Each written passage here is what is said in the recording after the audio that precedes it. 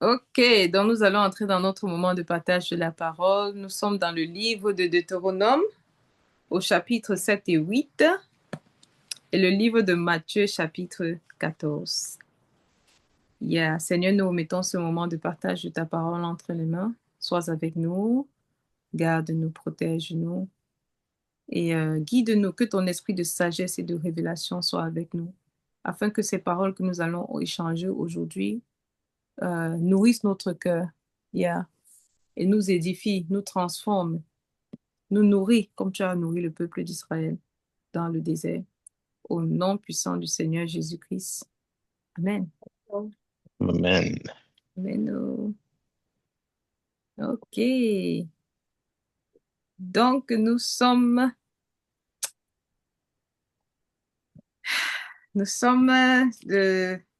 je propose que nous commençons dans le livre de Deutéronome. Le livre de Deutéronome, le micro est ouvert. Ceux qui veulent partager, qu'est-ce qui t'a marqué dans le livre de Deutéronome? Qu'est-ce que tu aimerais partager?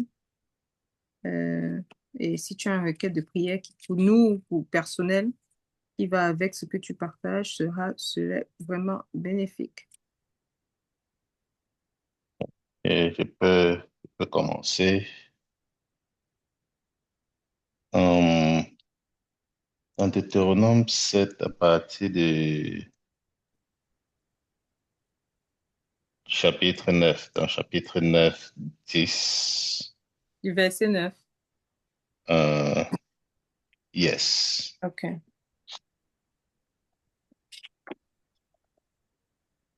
Je veux que quelqu'un lise. On lise. Yeah, je peux lire. OK. C'est vrai que j'ai lu ça sur la version anglaise. Bon, j'espère que ça va make sense de la même façon dans ma tête. Parfois, c'est plus approfondi quand tu lis en français, ça entre plus vite. Donc, sache donc que c'est l'Éternel, ton Dieu, qui est Dieu.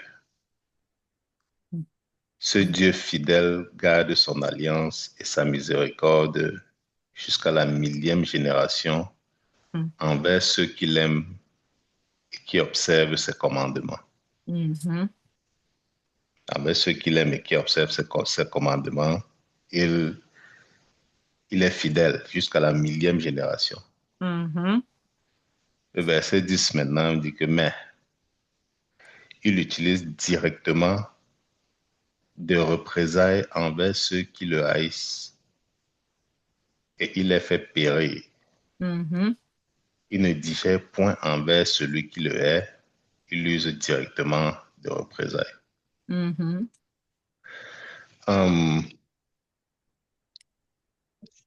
Quand je disais ça, ce qui m'a marqué ici, c'est la bonté de Dieu et en même temps la justice de Dieu. Il est juste, il est bon envers tout le monde, c'est vrai, mais mieux envers ceux qui suivent sa parole et qui respectent les alliances qu'on fait avec lui ou qu'il fait avec nous. Mhm. Quand on respecte sa parole, mais il est aussi juste dans la mesure où euh, si on commet des erreurs, il nous punit à la hauteur des erreurs qu'on a commises. Mhm. Tu as souvent un parallèle là que tu fais avec un parent qui punit l'enfant, pas parce qu'il n'aime pas l'enfant, mais parce qu'il aime l'enfant. Mhm. Yeah. Donc, euh, ça m'a marqué et surtout quand il y a eu, euh, comment dire, l'anglais a trouvé le français. Et regarde, même au chapitre 8 le verset 5 il dit, comprenez donc bien que le Seigneur votre Dieu veut vous éduquer comme un père éduque son fils. Mhm. Observez les commandements du Seigneur votre Dieu, conduisez-vous comme il le désire et respectez-le. Donc, tu vois, il nous discipline comme un père discipline Qui son discipline ses enfant. enfants. Yeah. Et tu disciplines celui que tu vas encore récupérer. Right? Celui qui Mhm. a give up. Tu le laisses, Tu le tu le laisses laisses faire ce qu'il veut. Yep. jusqu'à ce qu'il redevienne. Parce que parfois, quand l'enfant est tellement rebelle, qu'est-ce que tu fais? Tu le laisses. Parce que tu sais qu'il va faire face à beaucoup de difficultés. Et tu sais qu'il y a une difficulté, qu'il va se rappeler que non, comme l'enfant prodigue, Comme l'enfant. j'ai un père, Mhm. j'ai un père, je ne peux pas souffrir mal la nourriture du porc. Je mange avec les porcs alors que mon père est roi. Mieux, je rentre comme un serviteur. Et Dieu est toujours prêt à nous accueillir. Amen. Ah, j'espère que je n'ai pas coupé ton fil. Non, non. En fait, ça m'a vraiment interpellé, quoi. Et Mhm.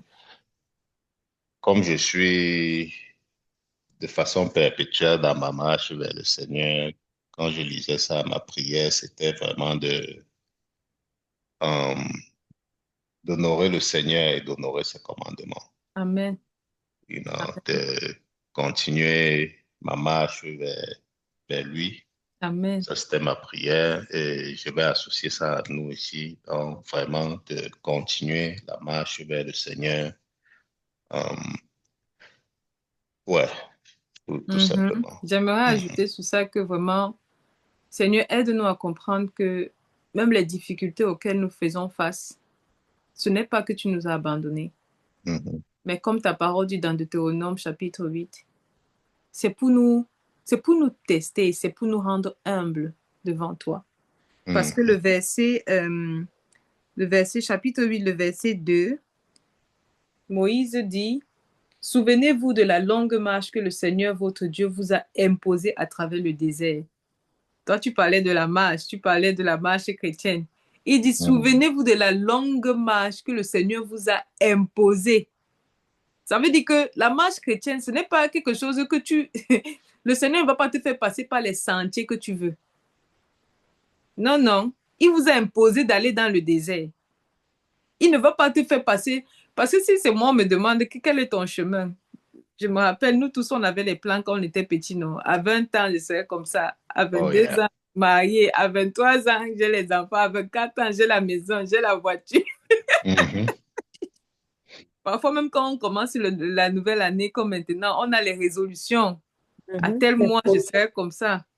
mhm, Mais Moïse dit ici que souvenez-vous, qui vous a fait passer, il vous a imposé.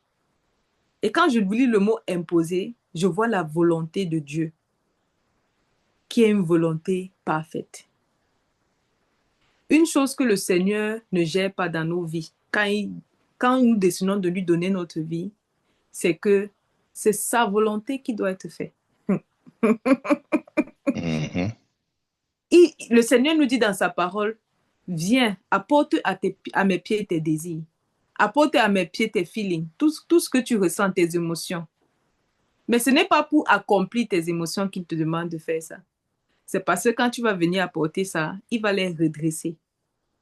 Ce qui n'est pas aligné à sa volonté, si tu viens avec la peur, l'anxiété, tout ça, il va d'abord remplacer ça, te donner la paix, te donner la joie. Parce que parfois, quand on dit la volonté de Dieu, les gens c'est un peu comme si les gens pensent que Dieu, c'est un dictateur.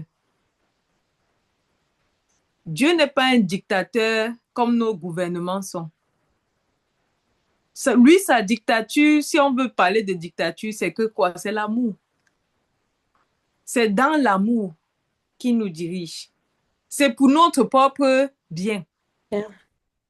Comme on disait dernièrement, Farel, les commandements, que nous le respectons, nous ne le respectons pas. Dieu est Dieu. Comme le verset 9 que tu as lu, ce chapitre 7, mhm, verset 9. Il dit, rappelez-vous que Dieu, votre Dieu, est Dieu. Que c'est pas parce qu'il vous a nourri, il a passé le temps à gérer vos émotions quand vous étiez au désert. Rappelez d'une chose, quand vous allez entrer là-bas, dans la terre promise. Dieu, votre Dieu, est Dieu. Moi, quand j'ai lu la phrase là, ça m'a touché. Parce que parfois, dans l'interaction avec le Seigneur, parfois on oublie. Parfois même, quelque chose se passe dans ta vie, ça t'énerve au point où tu peux dire au Seigneur, comme Seigneur, comment tu peux permettre des choses comme ça? Mais le Seigneur n'est pas contre le fait qu'on vienne lui dire des choses comme ça, parce qu'à la fin de la journée, c'est notre Père, right? Il y a une dimension de Dieu qui est notre Père. Et donc, si nous disons que Dieu est notre Père, acceptons d'être disciplinés comme un fils. Si notre enfant se lève le matin et dit que, OK, maman, je vais aller faire telle chose, tu ne vas pas dire non, OK, vas-y. Si ce n'est pas quelque chose qui est dans ton plan pour cet enfant, tu vas redresser là sur le coup. Tu vas lui dire Mhm. non. Et parfois, nous, les parents, on n'est plus rude. On va dire non, sans discussion, sans explication, sans rien. Et si parfois certains parents, tu veux même discuter, on te dit que ok, tu es puni parce que tu as voulu discuter. Donc, yeah. Donc, vraiment que le Seigneur nous aide à comprendre, qu'il nous donne vraiment de comprendre que les épreuves par lesquelles nous passons, le Seigneur est en train, comme il a dit dans le verset 2, chapitre 8, le verset 2, il dit, il vous a fait rencontrer des difficultés pour vous mettre à l'épreuve, afin de découvrir ce que vous aviez au fond de votre cœur et de savoir si oui ou non vous voulez observer ses commandements. J'aime la version anglaise, il dit que c'était pour vous rendre humble et tester votre cœur. Et moi-même, dans ma propre journée avec le Seigneur, je rends grâce à Dieu parce que quand on entend souvent test, personne n'aime le test. Mais Yep. j'aime la marche avec le Seigneur parce qu'il te révèle ce qui est dans ton cœur. Parfois, nous-mêmes, tu ne sais pas. Parfois, tu te dis que, en fait, comme on dit souvent, chacun est parfait à ses yeux. Mais quand le Saint-Esprit vient, il commence à te révéler que non, ta réaction que tu as eue avec telle personne, oui, c'est vrai, au fond de toi, il y a quelque chose qui te dit que tu avais raison, tu avais raison, tu avais raison. Le Seigneur te dit que oui, il y avait une meilleure façon de communiquer. Tu as dit des choses qui n'étaient pas blessantes, mais ce n'était pas sur l'amour. Regarde tes motivations. Quelles étaient tes motivations là derrière? Je me rappelle parfois, je commets des actes qui sont, parfois j'aide quelqu'un. Quand je rentre, la personne me remercie et tout. Quand je rentre, je suis fière. Le Saint-Esprit ne me dit rien. À un moment, quand tu viens dans la prière, le Seigneur te demande que, ah bon, tu es fier de toi. Tu prends le crédit. Il dit que, ah bon, tu es fier de toi. Après, il te dit que, est-ce que vraiment ce que tu as fait, vraiment, est-ce que tu penses que c'est dans l'amour? Tu restes comme ça et tu ne peux rien cacher à Dieu. Il dit que non, je vois tes motivations. Tu as fait ceci parce que tu espères que la personne va faire telle chose pour toi. Non, non, non, non, non. Et une chose que le Seigneur me dirige beaucoup plus ces derniers temps, c'est quoi? C'est de checker les motivations dans tout ce que je fais. Moi-même, je dois les checker. Quand je communique une parole, qu'est-ce qui a motivé derrière? Et le Seigneur me disait que voilà comment je vais discerner même ce qui est de lui et ce qui n'est pas de lui. Parce que parfois, on entend des choses dans nos pensées, on a des pensées qui ont l'air pures, qui ont l'air saintes. Mais parfois, quand cette pensée-là se tourne en action, parfois il y a des mauvaises choses qui se passent autour de cette action. Tu te demandes que, mais Seigneur, c'est toi qui m'as demandé d'aller faire, non? Le Seigneur dit que non, non, non. Va regarder les motivations qui étaient derrière. Est-ce que tu as aidé cette personne-là parce que tu espérais que la personne va t'aider en retour? C'est parce que tu cherchais la faveur de cette personne. Est-ce que Mhm. c'était parce que, est-ce que c'est parce que tu cherchais à cacher quelque chose?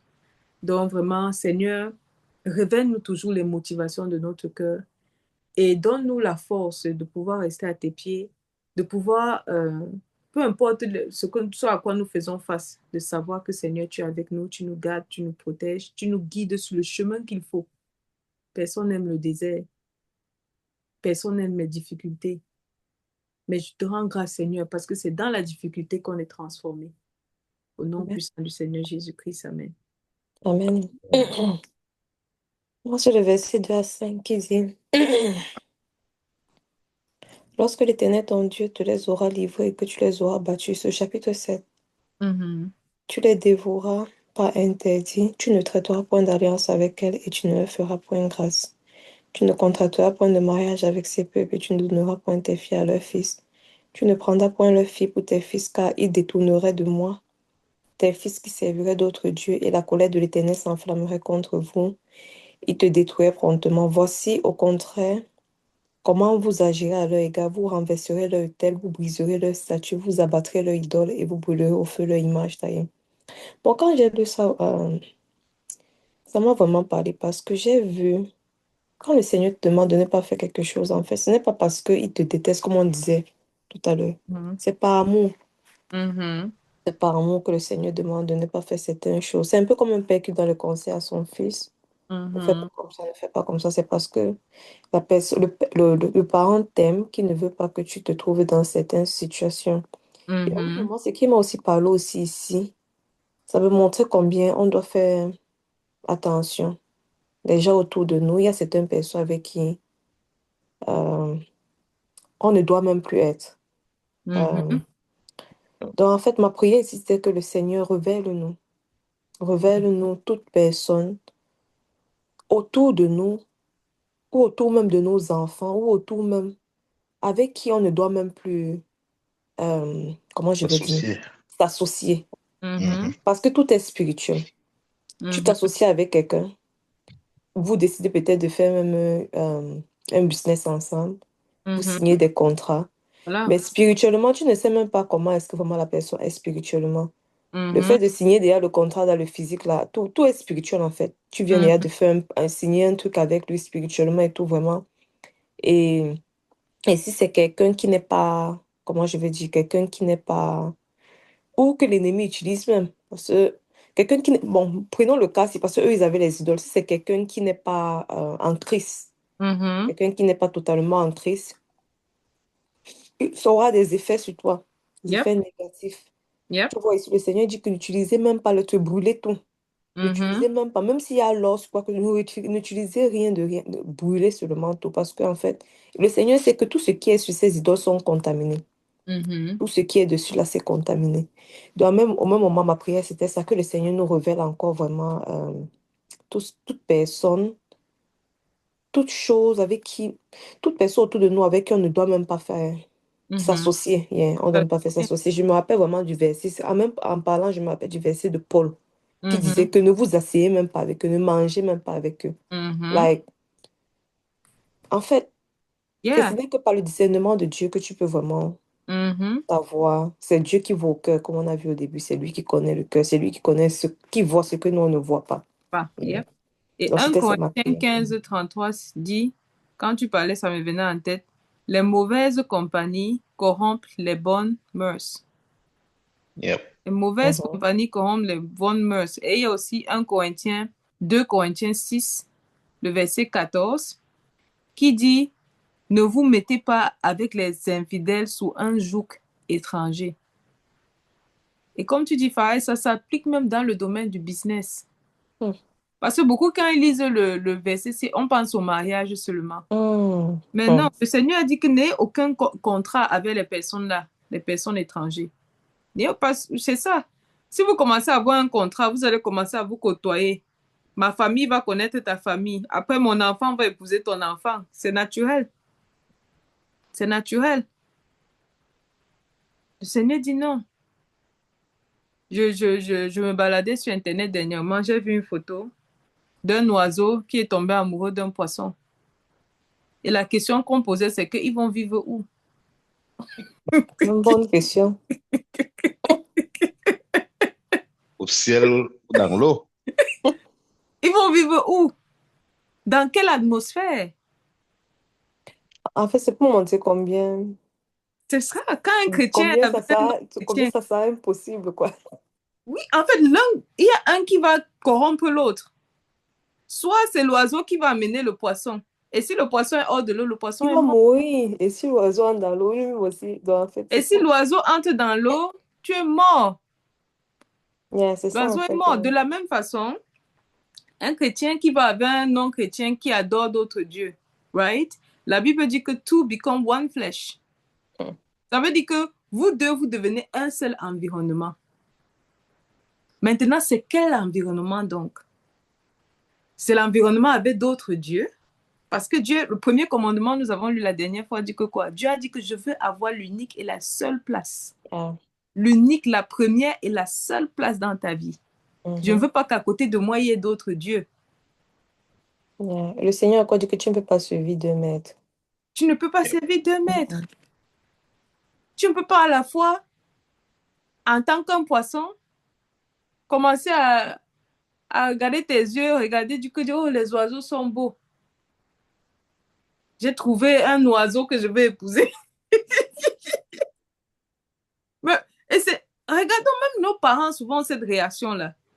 C'est vrai qu'il y a parfois un peu de tribalisme et tout, mais même nos parents peuvent avoir cette réaction. Quand tu amènes quelqu'un d'étranger, chacun te regarde comme ça. Là. Que ça va se passer comment?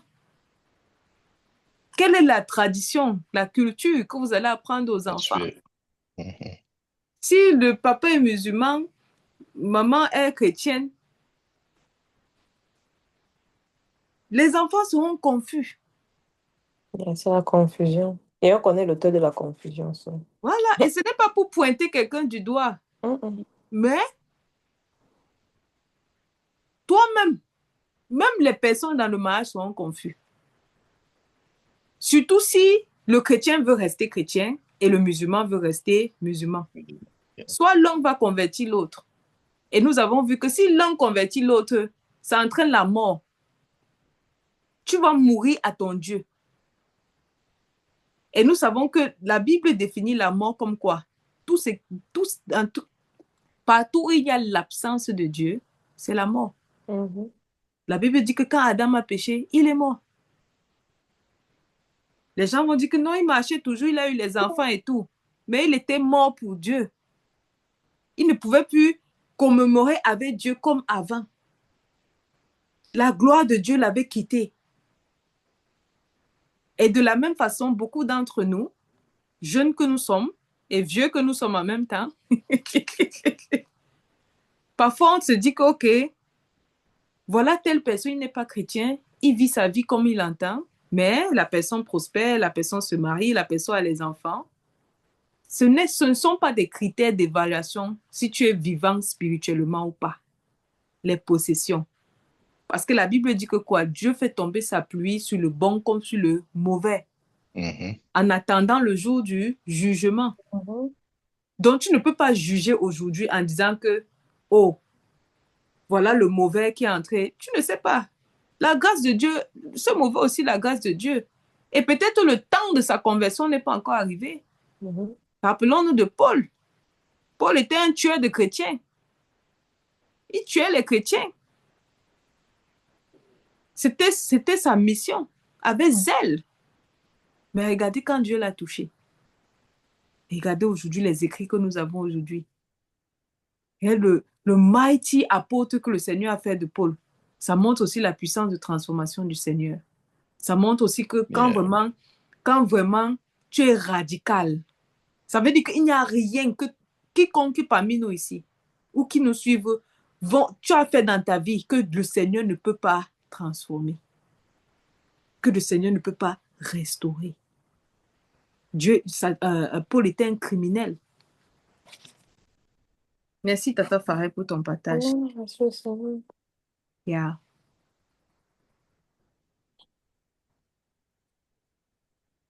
Et j'aime le verset 4 du chapitre 7 là.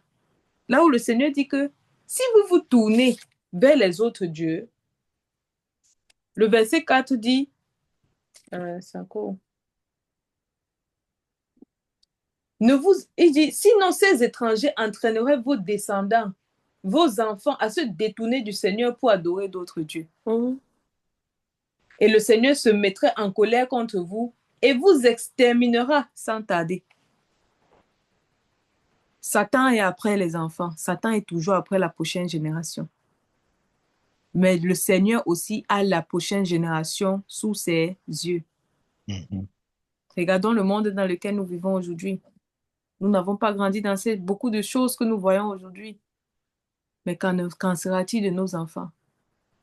Le meilleur trésor qu'on peut leur donner, c'est la parole.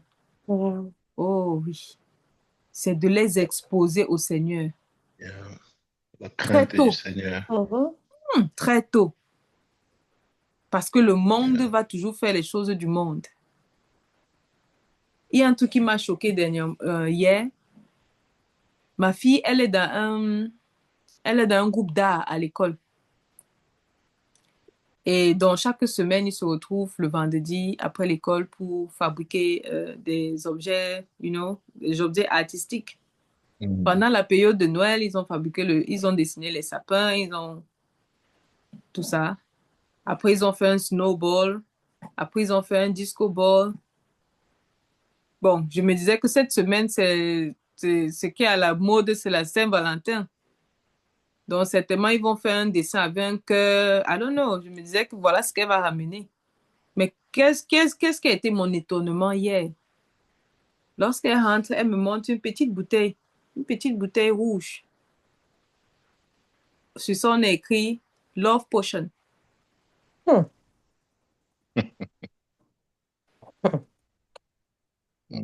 La pauvre enfant ne sait pas ce que c'est.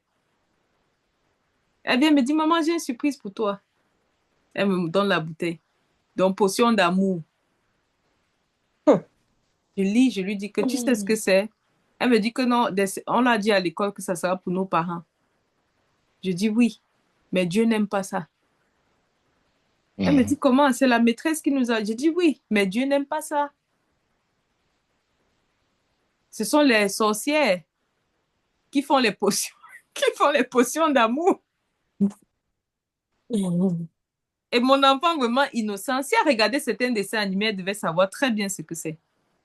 Très bien ce que c'est, parce que c'est dans les dessins animés partout. Mhm. Ouais. Partout. Aujourd'hui, le witchcraft est dans tout. Tout dessin animé, c'est partout. Donc vraiment, Seigneur, aide-nous à être des parents à la brèche, Mhm. Mhm. à la Mhm. brèche pour nos enfants. Pour les enfants que tu nous as donnés, qui t'appartiennent et que tu nous as donné de garder. Mhm. Oui, tu nous as donné de garder parce que ces enfants ne nous appartiennent pas.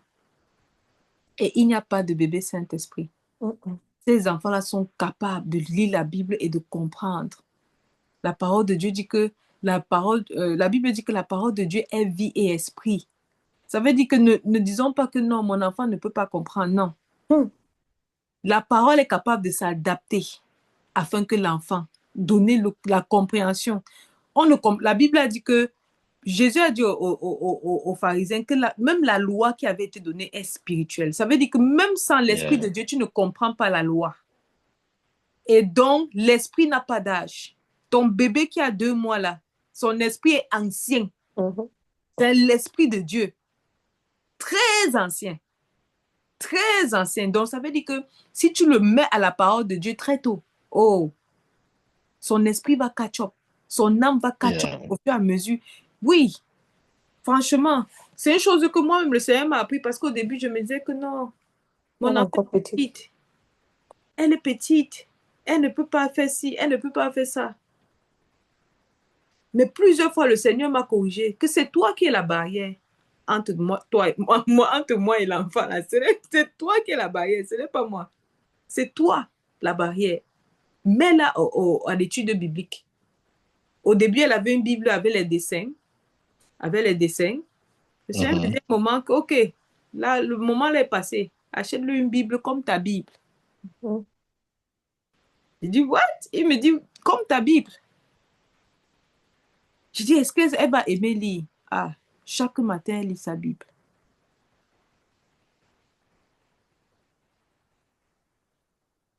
Faisons-le vraiment.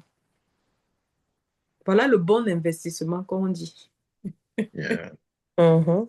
Mhm. Personne ne peut voler.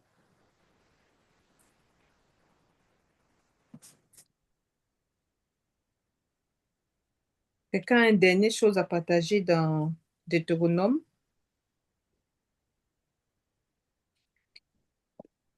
Pour moi, il y a le verset 12 à 14, chapitre 8, Mhm.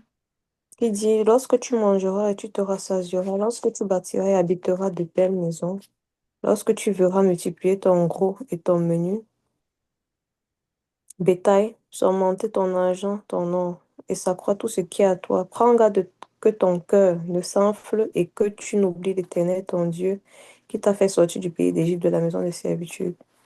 Bon, quand j'ai lu ça, ma prière, vraiment, quand je lisais, c'était que Seigneur, travaille sur mes motivations, sur nos motivations, parce que Mhm.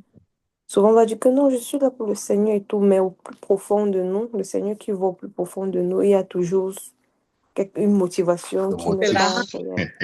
l'argent, la motivation, C'est ça c'est que je l'argent. disais que quelle est la C'est motivation? l'argent pour construire le royaume. C'est pour les promesses que le Seigneur t'a données que tu es là. C'est les promesses là que tu attends en étant au Seigneur. C'est le mariage qu'il a promis que tu es là. C'est le boulot qu'il a promis que tu es là. C'est pour ça que tu es là. Mhm. Ou tu es là par amour pour le Seigneur. C'était ça en fait ma question. Et je me posais ces questions moi-même. Je disais que Seigneur, Mhm. pardon, tout ce qui est encore en moi, qui n'est pas vraiment la motivation, vraiment l'amour pour toi, Seigneur, arrache tout ce qui est en nous, qui Amen. n'est pas cette motivation, Seigneur, je te cherche, pas seulement à cause des problèmes, ou parce que je sais que non, tu vas faire et tout, tout, tout. Non, vraiment, Seigneur, arrache cela dans Mhm. nos vies afin que nous te suivons, non pas à cause de ce que tu fais, mais nous te suivons par amour pour toi, parce que nous sommes contents, nous sommes fiers d'être en présence, dans ta présence avec toi, comme une femme est fière de voir son mari, comme Mhm. comme un enfant est fier de voir son père, Mhm. mais que on n'a pas ça dans cette tête que non. C'est du genre, un peu comme si tu es seulement là, que non, je suis là parce que je sais qu'il va faire comme ça, je suis là parce qu'il va faire, mais que nous restons, nous savons que par amour pour toi, parce que nous t'aimons, nous sommes là. Amen. Donc, c'était ça vraiment. Et ma prière aussi, c'est que le Seigneur nous donne cette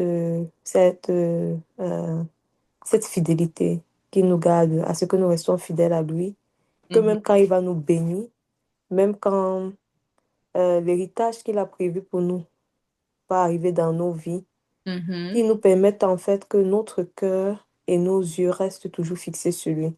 Que ça Mhm. ne nous détourne pas, que ça ne nous détourne Mhm. pas de lui. Et donc, c'était ça en fait, parce que c'est tellement subtil, surtout quand tu n'as pas. Mhm. Mais quand tu commences à voir, quand l'argent, on peut voir ça sur d'autres personnes. Tu vas voir beaucoup de personnes te disent que vraiment, le président, s'il est comme ça au pouvoir et tout, tout.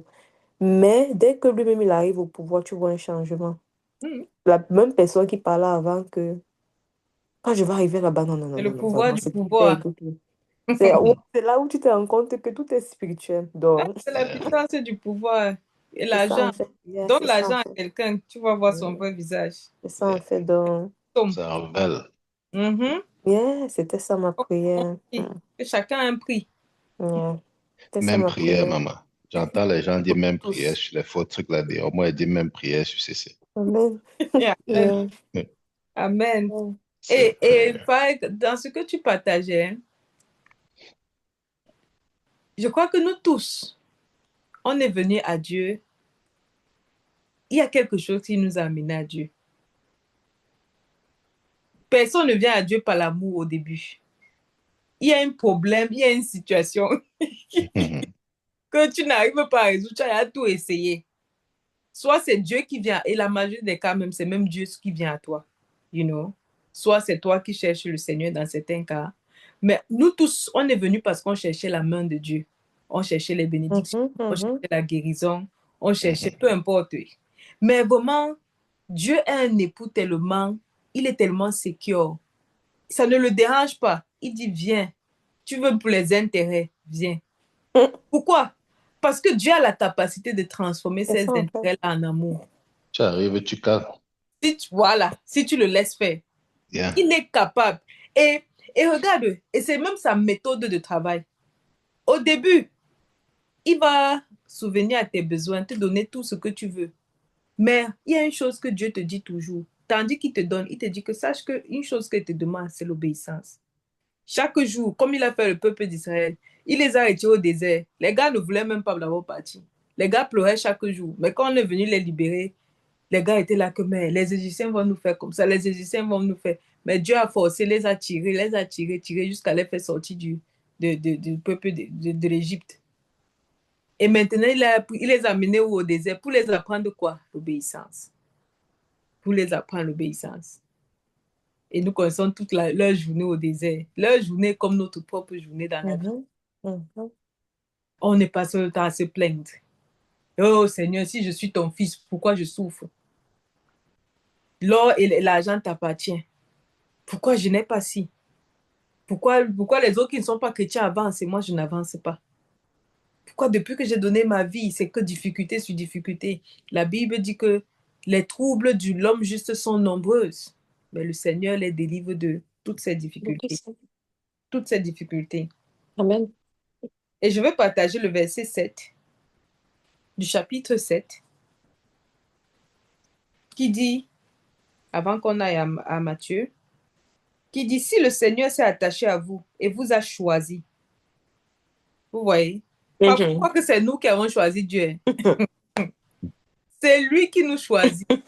Comme Jésus a dit à ses disciples, quand ses disciples disaient que, mais attends, tu fais que dire que tu vas mourir, Boum.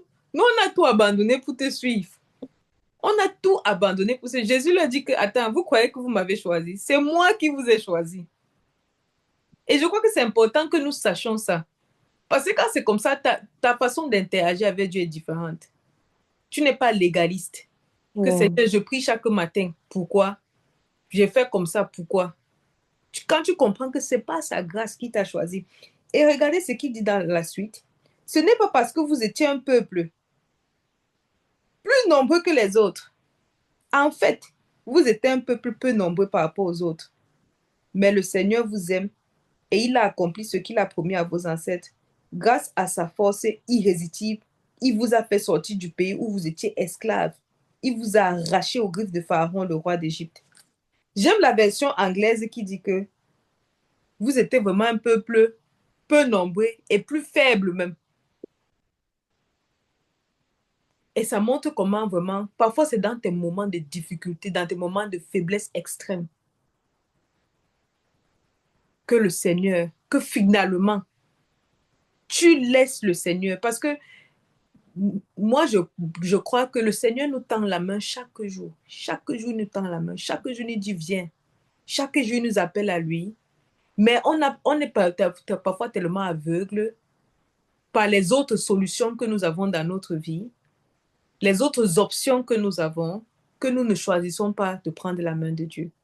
Et parfois, c'est quand on est déjà totalement abattu à terre que finalement, on prend la main du Seigneur en disant que Seigneur, ok, je te choisis. Mais ça ne devrait pas être comme ça. On devrait choisir l'option de Dieu d'abord. Je pense que si on fait ça, ça va éviter le délai dans nos vies. D'aller essayer ici. Parce que l'ennemi t'apporte les options, pas parce qu'il t'aime. Parce qu'il sait que toutes ces options-là vont te distraire. Pour que tu tournes en rond. Tu vas tourner en rond. Et tu ne vas pas regarder à ce que Dieu est en train de te montrer. Parce que rappelons-nous, quand Dieu t'appelle, quand il te conduit même vers ta solution, il te dit seulement que fais-moi confiance, il ne te donne pas toutes les étapes. Comme il a dit à Abraham, que laisse ta famille, quitte ta famille aujourd'hui et prends le chemin, je vais te conduire vers un pays dont même le nom du pays n'a pas donné. Vers un pays où tu auras l'abondance, où machin. Et maintenant, Abraham aussi a commencé sa journée de pèlerinage. Et pendant la journée de pèlerinage, c'est là où il a appris à connaître Dieu. Souvent, nous, on veut arriver directement sur la terre promise, on va arriver directement à la solution sans connaître Dieu. C'est important de connaître Dieu. Pourquoi? Notre solution est en Dieu. Et si nous ne connaissons pas Dieu, même si la bénédiction qu'il va nous donner là, on n'aura pas la capacité de garder. Il y a les gens que si tu leur donnes 2 millions aujourd'hui, dans une semaine, ça va faire comme ça, là, retomber à 0. Parce qu'il n'a pas la capacité de multiplier. Et ça nous ramène au verset, dans le chapitre 7, le verset 22. Là où le Seigneur a dit que quoi? Si quelqu'un veut lire.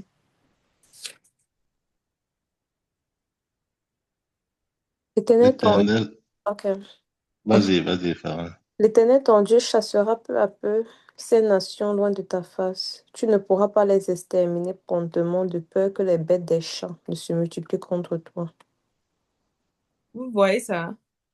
Le Seigneur lui dit que la terre promise, là où vous allez aller entrer, là, je ne veux pas chasser tous les peuples là d'un seul coup. Parce que premièrement, vous n'êtes même plus nombreux. Beaucoup sont morts au désert, vous n'êtes plus nombreux. Il y a les bêtes sauvages dans cette contrée. Si je les extermine tous, les bêtes sauvages vont vous exterminer. Donc, je vais les chasser peu à peu. Quand moi je lisais ça, ça m'a rappelé parfois moi-même dans mes propres situations.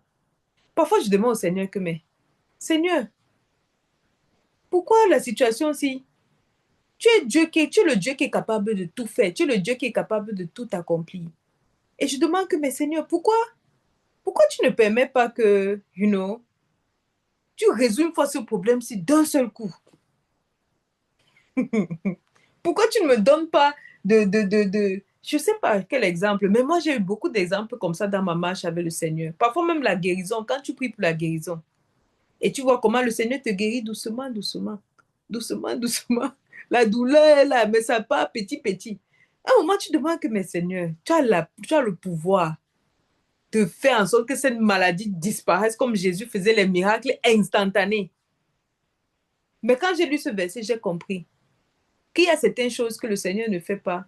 Parfois, c'est qu'il veut nous enseigner toujours quelque chose. Il a dit que vos ennemis, je ne vais pas retirer tous vos ennemis à la fois. Parce que si je les retire tous à la fois, les animaux sauvages vont vous manger. Vous n'êtes pas assez nombreux pour contenir les animaux sauvages. C'est un peu comme quelqu'un qui prie aujourd'hui, dit que Seigneur, je veux être populaire, je veux être famous. Et le Seigneur te dit que maman, tu ne connais pas. Ouais. Tu ne connais pas quelles sont les difficultés qui viennent avec le fait d'être connu. Regardons nos stars. Une star ne peut pas aller choper comme elle veut. Hein. Si avant tu achetais les choses à Aldi ou dans un store, tu ne peux plus aller choper comme tu veux. Les caméras sont derrière toi. Tu entres dans un restaurant, on va te juger. Oh, comment est-ce que telle personne peut manger dans un restaurant où on vend les trucs à 10 $ alors qu'elle a gagné les millions? Si tu es un footballeur connu. Vraiment, quand tu deviens une personne populaire, prenons même l'exemple du président de la République. Yeah. Est-ce que le président de la République, même si je suis son ami, est-ce qu'il peut venir me rendre visite comme il veut? Non. Non. Ça va passer aux news. Et on va dire que, hey, la fille là, c'est qui? Ta vie va être en danger. Un peu de liberté. Tu n'as plus la liberté d'une personne normale. Et si tu n'as pas la capacité de contenir ça, de comprendre que, ok, ma vie a maintenant changé, voici les précautions que je dois prendre comme ça, comme ça, comme ça. Les critiques, vous voyez, les critiques des gens vont t'anéantir. Il y a des gens qui deviennent populaires sur Internet. Petit à petit, tu vois comment leur vie commence à descendre. Pourquoi? Il y a trop de critiques. Les critiques, là, ce sont les bêtes sauvages. Les bêtes sauvages. Le Seigneur doit d'abord te préparer, te donner la capacité, retirer toutes tes insécurités. Parce que la première fois que tu es sur caméra publique, les gens vont commencer à regarder comment Laurie parle. Regardez, c'est quel genre d'anglais là-bas. Oui, c'est ça que je me dis que tu parles jusqu'au président, même seulement en tant que servante de Dieu. Le Seigneur doit te préparer. Regardez ses cheveux. Pourquoi elle a une large bouche comme ça? Et imagine que ça, ce sont tes insécurités. Parce que c'est ça, l'ennemi va utiliser son français. Elle parle même le faux français. Oui. Et maintenant, ça va venir aggraver tes insécurités. Finalement, est-ce que ça t'a apporté du bien? Non. Beaucoup de nos stars souffrent à cause de ça. On les shame. Donc, en même temps, on t'élève, mais la même bouche qui est en train de t'élever, c'est la même bouche qui te rabaisse. Et finalement, tu perds ton identité. Pourquoi tu vois, ils prennent souvent les drogues, les trucs. Oui. Souvent, tu vois la photo d'une star à ses débuts, tu vois après 5 ans. Tu commences à voir comment elle aussi allait changer les joues, tirer les yeux, faire les trucs. Parce qu'on veut ressembler à quelque chose, à un visage. Oh. Imagine seulement que tu ne sois plus capable d'aller acheter quelque chose dans un store. Tu ne peux plus sortir, te balader, prendre le soleil un peu devant la maison avant de revenir dans la maison. Ça, c'est difficile. Et si tu n'es pas préparé, Mhm. tu vas maudire la bénédiction. Mhm. C'est pour ça que, je sais pas si c'est un verset, mais une bénédiction qui vient au mauvais temps est une malédiction. Mhm. Si pareil, je te donne la voiture, je te mets au volant, alors que tu as 10 ans, tu ne sais pas conduire, Mhm. la voiture là n'est pas une bénédiction, même si c'est la Lamborghini que je t'ai donnée. Mhm. Mhm. Et l'ennemi est expert de ça, puisque la Bible dit que l'ennemi ne donne rien. Mais qu'est-ce qu'il fait? Tandis que tu es en train, le Seigneur dit que attends, attends, attends. L'ennemi sait que non, il y a quelque chose que le Seigneur a déjà mis dans ta vie. Parfois, il va venir faire en sorte que tu accèdes à ces choses-là plus tôt. Mhm. Puisque l'ennemi ne donne rien. Peut-être le Seigneur, tu as ouvert même un ministère, il n'y a pas les gens qui arrivent. Le Seigneur te dit qu'attends, papa, vas-y doucement. Je vais envoyer les gens venir dans ton ministère un à un. Un à un. Ils vont me venir, ils vont partir parce que je veux t'apprendre de l'endurance. Je veux t'apprendre parce que les gens, quand les gens viennent d'un ministère, attends, les gens pensent souvent que c'est facile. Les gens viennent avec leurs problèmes. L'église, c'est un problème. Le ministère, c'est un hôpital. Chacun vient pour résoudre ses problèmes. Et c'est souvent toi qui portes tous ces problèmes-là, comme on avait vu avec Moïse. Moïse était fatigué de porter les problèmes du peuple. Et si tu n'es pas préparé, donc Seigneur, aide-nous vraiment à être patient. Aide-nous à être patient. Donne-nous la compréhension. Aide-nous à ne pas reposer sur notre compréhension des choses. Parce que toi, tu as une façon divine, une façon parfaite de faire tes choses, même quand nous ne comprenons pas. Alors, Seigneur, nous te remettons à toi, toi le Dieu qui vit et règne pour les siècles des siècles. Amen. Amen. On va aller Amen. vite, vite dans Matthieu. Matthieu chapitre 14.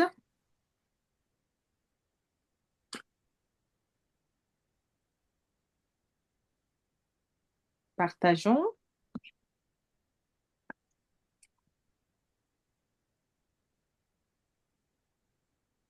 Matthieu chapitre 14.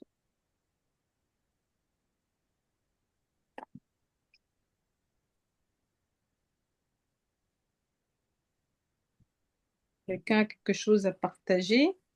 Et moi, sur le verset 17 à 23, quand je disais, ça va vraiment parler cette fois-ci. Qui dit, mais il lui dit, nous n'avons ici que 5 pains et 2 poissons. Et il dit, apportez-les-moi. Il fit asseoir la foule sur l'herbe, prit les 5 pains et les 2 poissons, et levant les yeux vers le ciel, il rendit grâce, puis il rompit les pains et les donna aux disciples qui les distribuaient à la foule. Tous mangèrent, furent rassasiés, et l'on emporta 12 Mhm, plein de morceaux qui restaient. Ceux qui avaient mangé étaient environ 5 000 hommes, sans les femmes et les enfants. En fait, quand j'ai lu ça encore cette fois-ci, je n'ai jamais compris ça comme ça, vraiment. Le Seigneur me montrait combien de fois, bon, ça me montrait combien de fois le Seigneur me disait que le partage, c'est au mhm, niveau du partage. mhm, N'attends pas quand tu auras beaucoup pour partager. Parce que la main Ouais. qui donne, la main qui donne reçoit toujours. C'est un peu comme la main qui donne, le Seigneur multiplie encore. Amen. Quand j'ai vu ici, il y avait seulement 2 poissons. Et 2 poissons, 5 pains et 2 poissons. Mais on a vu vraiment, bon, ce qui me parlait en fait, c'était que le Seigneur me disait que ne soyez pas comme, parce qu'il y a des gens que le Seigneur a même la conviction d'aider, mais ils vont toujours dire non, pas d'argent. Ce n'est pas suffisant. Je ne Mhm, peux pas aider Mhm. parce que ce n'est pas suffisant. mhm, Like, le Seigneur me montrait combien, quand tu as cette conviction en toi d'aider, ne regarde pas que j'ai seulement 50. mhm, Seulement les 10 dollars ou 5 dollars que tu vas donner à cette personne. Ça sera comme, je sais pas, ça va aider la personne. mhm, Et ça m'a ramené directement dans 1 Roi 17 verset 14 à 15, avec Élie et la veuve. mhm. Ils n'avaient rien. Elle n'avait rien chez elle. Et quand Élie est venu, Élie lui a dit, attends, je vais aller dans 1 Roi, là. 1 Roi 17 verset, je vais aller dans 1 Roi. Ok. 1 Roi 17 verset 14 à 15, il dit, Élie la parole. OK. Car ainsi parle l'Éternel, le Dieu d'Israël, la farine qui est dans le pot. ne manquera point, et l'huile qui est dans la cruche ne diminuera point, jusqu'au jour où l'Éternel fera tomber de la pluie sur la face du sol. Elle alla et elle fit selon la parole d'Élie, et pendant longtemps elle eut de quoi manger, et sa famille aussi bien qu'Élie. La farine qui était dans le pot ne manqua point, et l'huile qui était dans la cruche ne diminua point, selon la parole que l'Éternel avait prononcée par Élie. Donc j'ai vu en fait que ne restons pas, comment je vais dire, ne serrons pas nos cœurs à ce que le Seigneur nous donne, parce que ce que nous avons, ce n'est pas pour nous. Ne serrons pas nos cœurs à ce que le salaire que tu as, ce n'est pas ton salaire. C'est Dieu qui a permis à ce que tu aies ce salaire, c'est lui qui t'a donné. Même si c'est 10 dollars, même si c'est 5 dollars, même si c'est 3 dollars, quand le Seigneur vient et te demande de retirer peut-être 5 dollars sur 20 dollars et de donner à quelqu'un, ce n'est pas pour ton mal. On a vu ici que tout ce que le Seigneur te demande de faire, c'est pour ton propre bien. Donc, j'ai vu que l'expérience a montré que quand tu obéis au Seigneur, surtout au niveau des finances, pour donner, pour le partage, quand tu obéis au Seigneur, le Seigneur multiplie. Amen. Tu ne manques rien. Il multiplie au centuple. Le Seigneur a pris les 2 poissons et les 5. On a près de 1000 personnes, 5000 personnes mangées. Les 2 poissons et les 5 pains.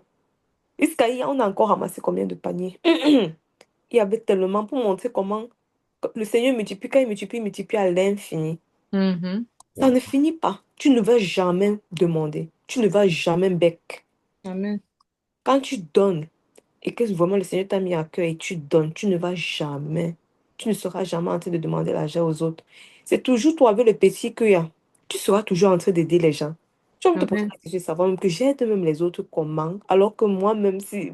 Donc, vraiment, en fait, ma prière, c'était que le Seigneur continue de nous donner ce cœur de partage, Amen. avec son cœur, bien sûr. Pas donner et regretter après, parce que il y a encore un autre verset qui dit que tout ce que tu fais sans amour, fais toutes choses sans amour, c'est comme si tu n'as rien fait. Mhm. C'est comme si tu es en train de perdre ton temps. Donc, vraiment que le Seigneur, ma prière, c'est que le Seigneur nous mette vraiment cet amour de compassion, cet amour de partage dans le cœur. Que quand Amen. on donne avec joie, on donne avec amour. Et on ne donne, qui nous apprend à donner sans rien attendre en retour. Rien. Alléluia. Donner sans rien attendre en retour. Donner parce qu'on aime, parce qu'on veut donner. Par amour pour la personne. Et donc, c'était ça vraiment ma prière. Amen. Amen. Et la parole de Dieu dit, il y a plus de bonheur à donner qu'à Ça recevoir. recevoir. Amen. Béni celui qui donne, Amen. willingly, cheerfully. Thank you, Tata Farhan. Amen. Merci, Seigneur. Quelque chose à partager. Moi, il y a le verset. Tu vas aller, tu vas aller. Non, vas-y, maman. Il y a le verset, vraiment à partir du verset 22 jusqu'à la fin, chapitre, jusqu'à verset 34, là où Jésus marche sur l'eau. Un des versets qui m'a marqué, c'est le verset 32, là où, verset 31, 32, après que Pierre a essayé de marcher sur l'eau, et la Bible dit que quand il a vu le vent, quand il a tourné son regard, il a vu le vent. Attendez, je vais lire le verset. Je vais commencer à partir du verset 29, qui dit, Jésus dit, viens, répondit Jésus. Pierre sortit de la barque et se mit à marcher sur l'eau pour aller à Jésus. Mais quand il remarqua la violence du vent, il prit peur et il commença à s'enfoncer dans l'eau et s'écria, Seigneur, sauve-moi. Aussitôt, Jésus étendit la main, le saisit et lui dit, comme ta confiance est faible. Bon, j'aime la Bible qui dit que comme la version anglaise, il dit comme ta foi est faible. Pourquoi as-tu douté? Ils montaient tous les deux dans la barque et le vent s'arrêta, le vent tomba. Moi, c'est ce verset-là, on dit que dès qu'ils sont montés dans la barque, le vent qui était là prêt à saccager tout s'est arrêté. Et la Bible nous dit au départ que Jésus les a demandé de partir à l'avance, tandis que lui, il est resté derrière pour prier. Et la Bible nous dit que dès qu'ils ont commencé à partir, il y avait un vent qui était contre eux. Et ce vent-là les a secoués, secoués, secoués, secoués, jusqu'à ce que Jésus vienne mettre ses pieds dans la barque. j'ai compris que vraiment la présence de Dieu, la présence de Jésus dans ta vie vient stopper. Ça t'apporte le calme. Yeah. Il peut y avoir le vent autour de toi, mais la Bible dit que quoi, là où ils étaient à la barque, le vent est tombé. Le vent qui était violent s'est arrêté. Je me suis demandé que, ok, le but du vent, c'était donc quoi? C'était de créer le doute. C'était de créer le découragement. Le vent savait qu'il ne pouvait pas les stopper d'aller où ça allait, puisque de toutes les façons, le vent même, quand tu es dans une barque, c'est le vent qui te permet de naviguer, non? Mhm. Mhm. Yep. Donc le vent est devenu violent juste pour que tu te décourages. Et quand je fais la simulation dans notre propre vie, c'est de la même façon. Les difficultés par lesquelles le Seigneur nous fait traverser, c'est ça qui nous permet d'arriver à la destination. Parfois, les désirs que nous avons dans notre cœur, là, le chemin que nous avons dans notre cœur, n'est pas le bon chemin. Le Seigneur connaît le bon chemin par lequel il va nous faire passer. Et dans ce chemin-là, il va faire en sorte qu'il y aura certaines difficultés qui vont intervenir, qui va permettre, pourquoi? Parce que ça va permettre de retirer toutes les choses qui ne veulent pas que tu arrives avec à la destination. Et rappelons-nous ici que quoi? Jésus devait deal avec leur manque de foi à la barque. Pourquoi? Parce que dès qu'ils vont déposer leurs pieds sur là où ils sont en train de partir, ils vont faire face à qui? Au fou qui avait légion. Le fou de Gadara qui avait légion dans son corps. 2000, plus de 2000 démons. Ça, c'est une armée. C'est une armée dont Jésus devait aussi venir avec. Pas que Jésus a besoin nécessairement des disciples, mais il devait aussi dire directement avec leur foi, avec leur courage. Et il est préparé en fait. Les préparer. C'est ça, Jésus, c'est un enseignant. Il n'a pas Donc, à peur. chaque étape, il prépare les enfants, ses disciples qu'il a avec lui.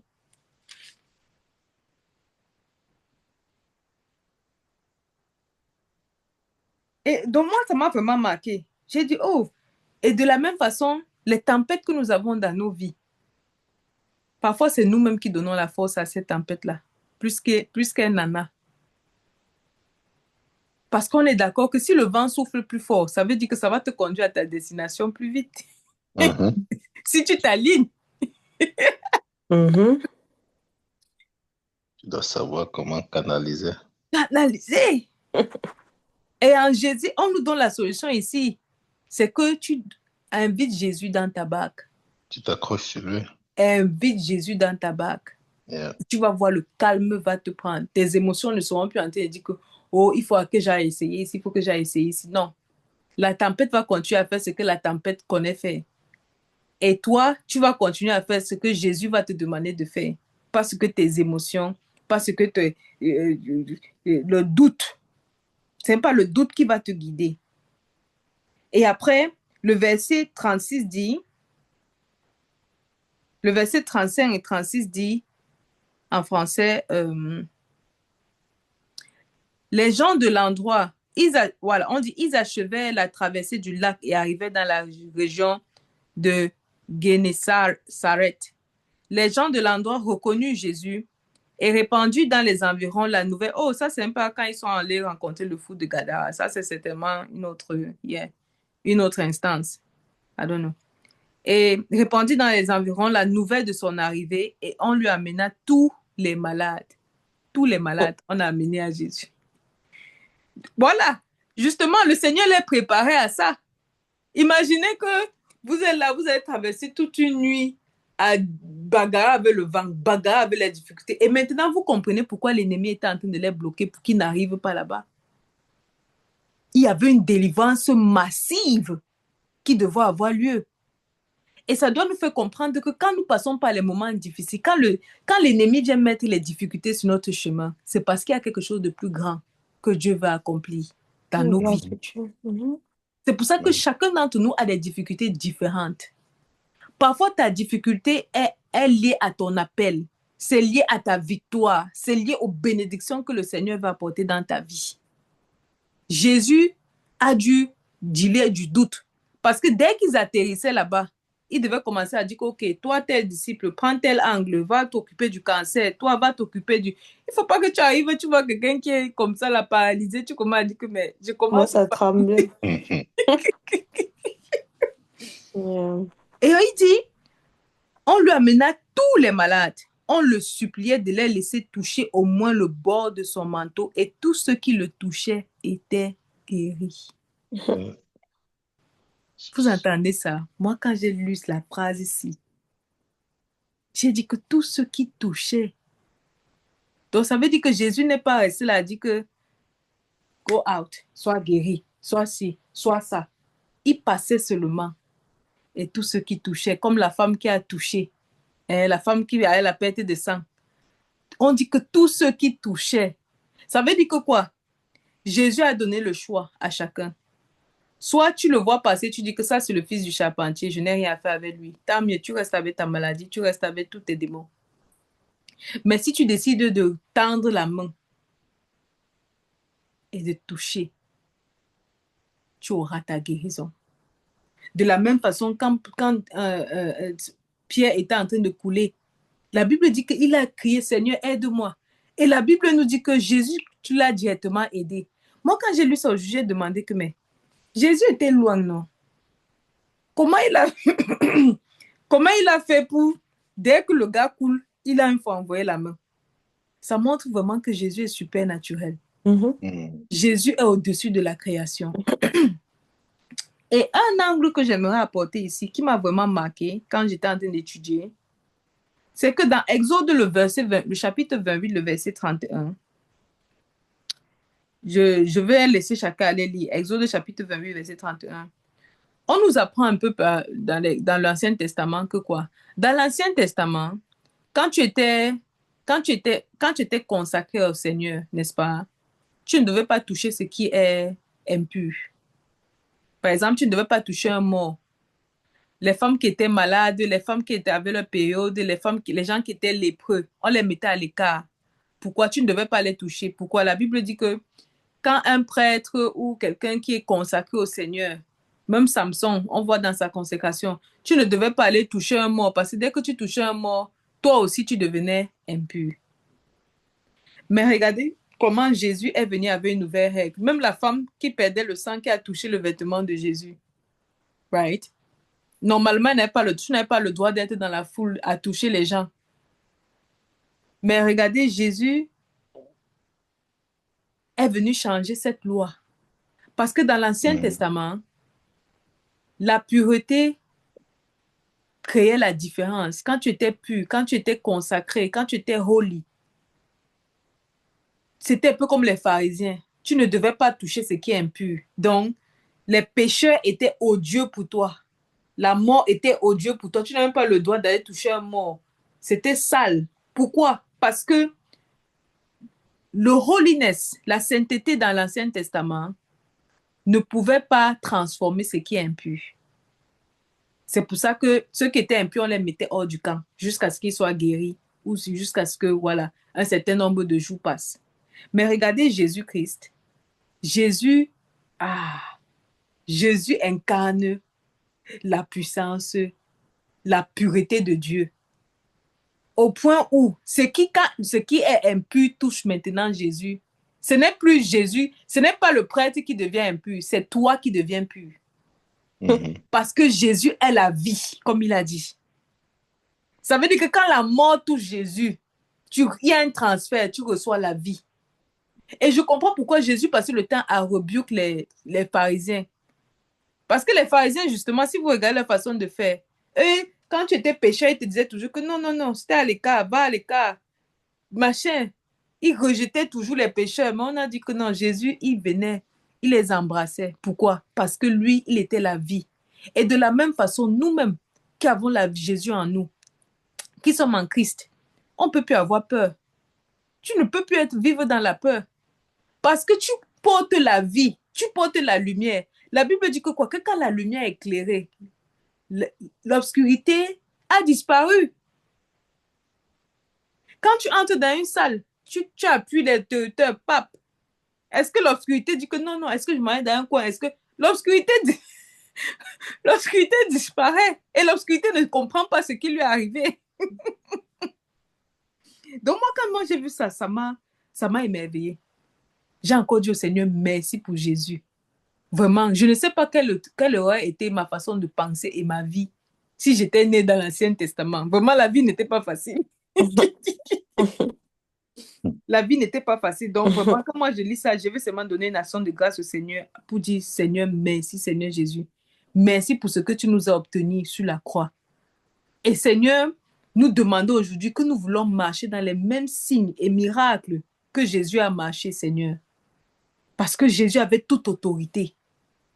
Il avait l'autorité sur l'eau, l'autorité sur la tempête, l'autorité sur la création, l'autorité sur les maladies. Pourquoi nous, en tant que chrétiens, on n'a pas? Oh, la maladie nous abat encore. Oh Seigneur, révèle-nous les choses cachées. Et Seigneur, aide-nous à marcher dans les dons de miracles, dans l'autorité. Donne-nous l'autorité que Jésus avait lorsqu'il a marché sur cette terre. Au nom puissant du Seigneur Jésus-Christ. Amen. Amen. Moi-même, j'ai eu le même verset. Yeah, Ouais. same here. C'est ce que j'allais dire. Ce qui me parlait, c'est qu'en fait, j'ai vu la gloire. Quand tu transportes, et le Seigneur transportait toute la gloire de Dieu, like, tout ce qui est, même son ombre, tout ce qui était sur lui là. Bah, tu touches seulement un peu la bille comme ça, là, Tu dans touches la la... vie. Yeah. Et que même l'ombre. Et pendant que tu parlais maintenant, j'ai aussi vu la dimension de la foi de ces gens-là qui partaient Toucher. dans la foule, tendre la main seulement pour frôler son habit et qui guérissait. Ça démontrait, bon, c'est vrai, ça peut être le désespoir, mais il y a aussi une certaine foi là-dedans. On a dit que non, il y a le Messie là qui est en train de passer en ville là. Comme tu es malade là, rampe, quand tu vas le toucher, tu vas guérir.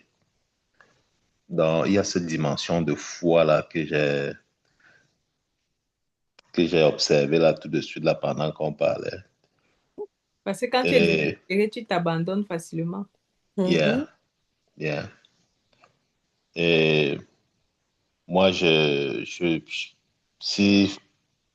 fallait une intention de prière, c'est que le Seigneur nous donne aussi cette foi-là. Il est tellement bon que quand il marche, son habit guérit les gens. Qu'est-ce qu'on fait à être éloigné de lui? En fait. En étant proche, même l'air, c'est-à-dire que l'aura qui est autour de lui va nous couvrir, va nous protéger, nous et nos familles. Donc, again, ça c'est la marche vers le Seigneur, c'est de se rapprocher de lui le plus possible, pas seulement avec nos forces, mais par son aide, bien sûr. Et en le faisant, on va, comment dire, en étant auprès de lui, on sera couvert. Amen. Yeah, amen. Amen. Yeah. Et Jésus est en nous.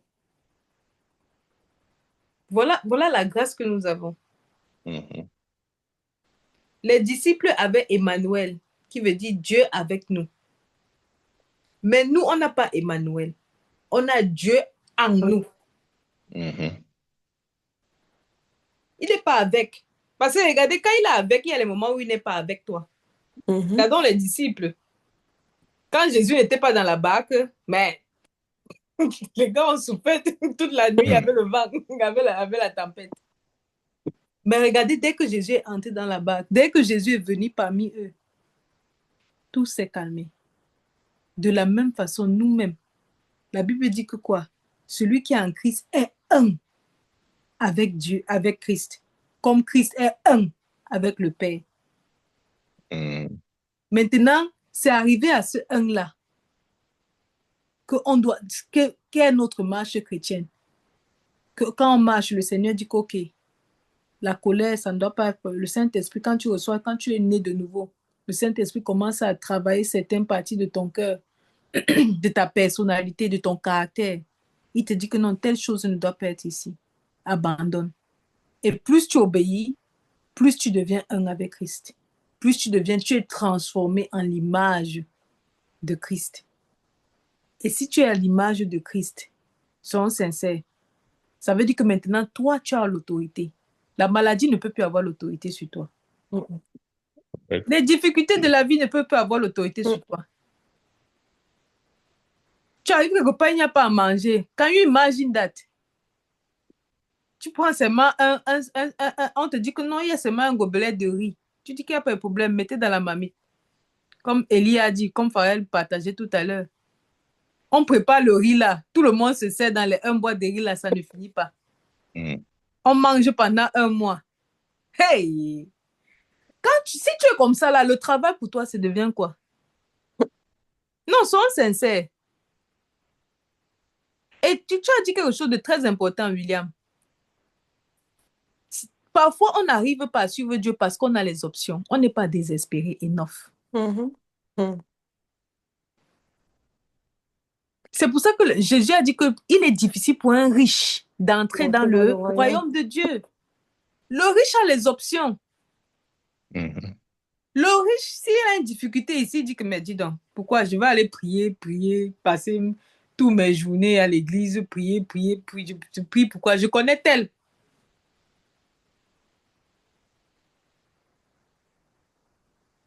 C'est pour ça qu'on dit souvent qu'en Afrique, l'église en Afrique est différente.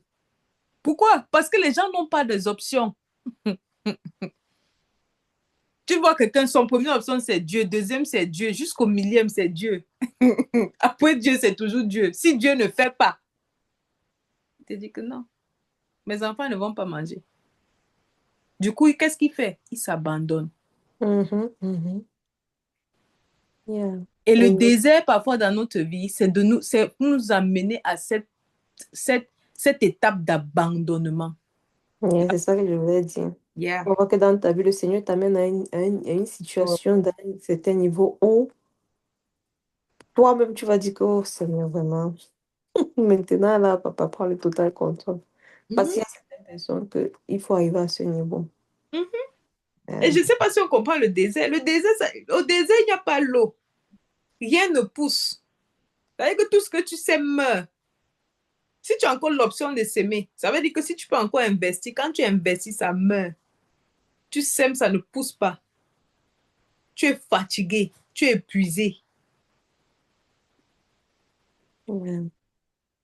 Ta seule option que tu peux choisir, c'est la mort. Si tu ne choisis pas Dieu, qui est la vie.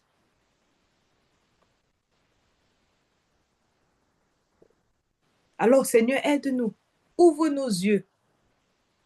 Afin que nous comprenions que malheureusement, il y a les gens que leur désert ressemble à Dubaï.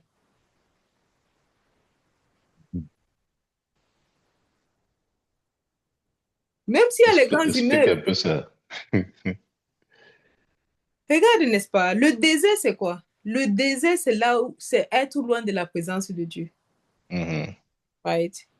Être loin de la mort, c'est quoi? C'est être loin de la présence de Dieu. Tout ce qui n'y a pas la présence de Dieu dedans est mort. Mais il y a certains, comme Esso, qui ont eu la capacité, malgré le fait qu'ils n'ont plus la bénédiction de Dieu sur eux, ils ont la capacité de transformer leur désert, de construire des grands immeubles, des grands hôtels, des grands tours, comme Dubaï aujourd'hui. Dubaï est au désert. Mais Dubaï, l'homme a trouvé la capacité de rendre ça agréable. Tu vois un peu? Il y a les gens, par exemple, que quand tu traverses ton désert, il y a certaines personnes que dans leur période de désert, ils ont de l'argent. Right? Ils peuvent manquer de tout, sauf de l'argent. Une personne comme ça, son désert ne sera pas comme, par exemple, le désert de la pauvre femme égyptienne, la première femme celle qui a eu Ishmaël avec Sarah, avec Abraham. Quand on l'a jetée au désert, elle s'est retrouvée avec son enfant, il n'y avait même pas d'eau. Au point qu'elle a abandonné l'enfant pour que l'enfant meure.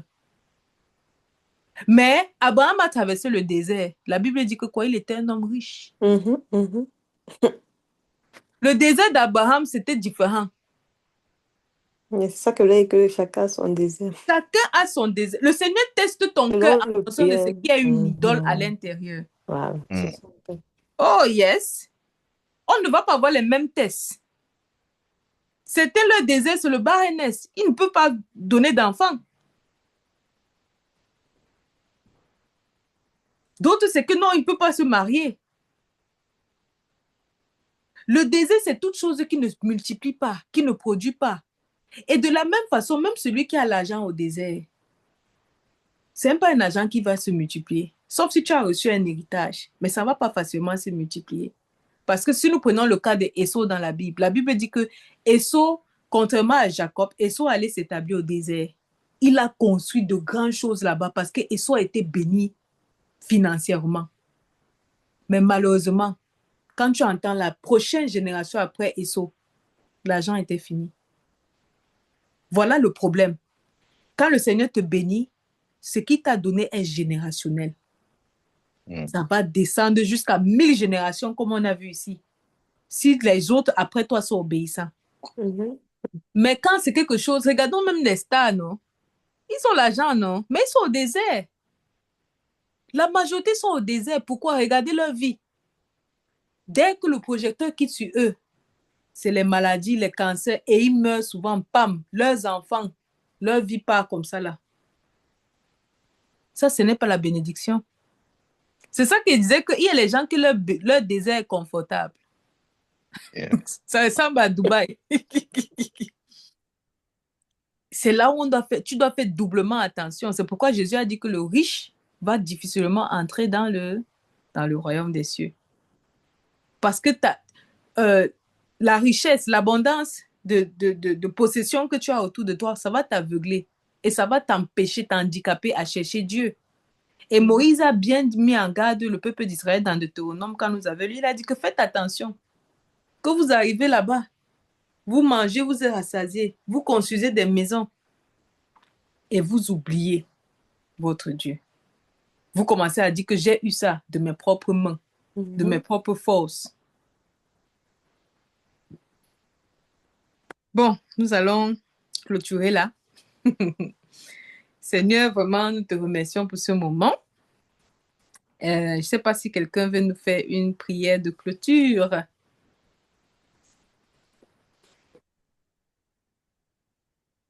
Bien. Le sommeil me menace déjà. Ok, tu vas aller continuer à dormir. Seigneur, nous voulons te remercier de nous avoir permis de nous rassembler ce matin. Papa, c'est toi qui nous as donné la force, c'est toi qui nous as inspirés, c'est toi qui nous as donné cette parole. Seigneur, nous voulons te remercier. Nous te remercions, Seigneur, et nous te prions tout au long de la semaine, Papa, de continuer à nous inspirer dans la lecture, à nous inspirer dans la compréhension et à revenir ici la semaine prochaine, Papa, partager ta parole. Seigneur, bénis-nous, Papa, bénis nos familles, bénis nos enfants. Veille sur nous tout au long de cette journée. Seigneur, nous te demandons tout ceci au nom de ton Fils Jésus qui vit et règne pour des siècles des siècles. Amen. Amen. Thank you so much. Thank Merci you. beaucoup.